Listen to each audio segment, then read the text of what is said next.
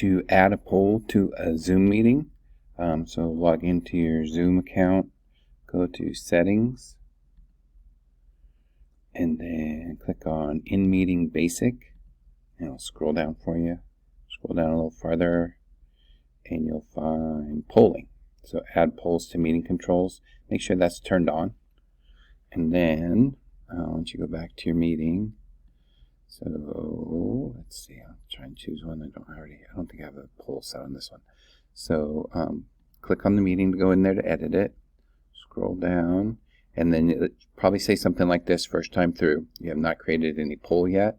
Click Add, and then just enter the title, enter your question, and then the possible answers.